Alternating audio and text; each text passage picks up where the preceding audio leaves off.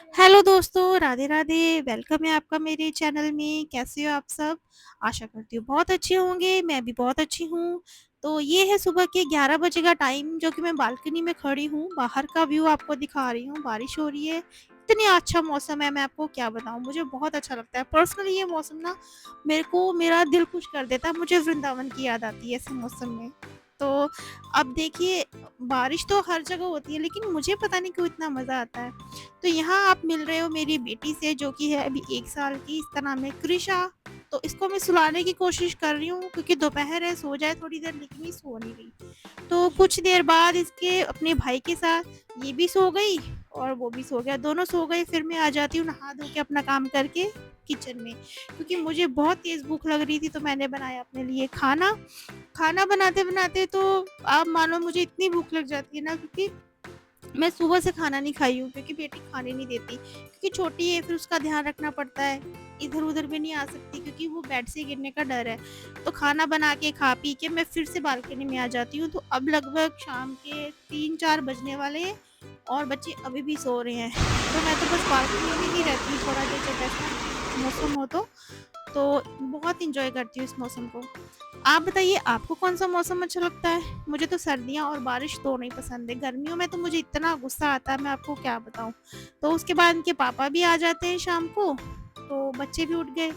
पापा के साथ थोड़ी देर एन्जॉय किया, तो बोले चलो आज मैगी बनाता हूँ मैं। मेरा बेटा है गौरिश, उसने बोला पापा आप मैगी बनाओ, तो मैंने बोला चलो आप बनाओ। मैगी तो आप गाइस मानोगे नहीं, इतनी टेस्टी बनी थी, लेकिन इसमें ये मसाला डालना भूल गए थे। कच्ची-कच्ची मैगी लग रही थी, पर फिर भी हमने खा ली। तो यहाँ पे मेरी बेटी बाहर आन के खेल रही है। उसको अब होता है कि मैं बस यहाँ पे खड़ी हो जाऊँ, वहाँ पे खड़ी हो जाऊँ, चलती नहीं है, खड़ी रहती है बस ये। उसको चलाने की कोशिश तो करती हूँ, चलो धीरे-धीरे चलेगी। फिर यहाँ पे मैगी में बँटवारा हो रहा है कि ज़्यादा कौन खाएगा और कम कौन खाएगा। तो बड़ा बेटा साइड में खड़ा है कि मुझे ज़्यादा देना पापा। आजो। तो फिर मैंने मैगी खाई, इधर इसकी खेल-कूद अलग से चल रही है। बच्चों के साथ इसको पता नहीं चलता कि टाइम कब बीतता है। सारा दिन मेरा ऐसे निकलता है, और ये देखिए ऐसे मैगी खा रहा है जैसे कभी मैगी नहीं खाई है। ज़्यादा से ज़्यादा मैगी खाने की यही कोशिश करता कि मैं जल्दी से बस मैगी खा लूँ।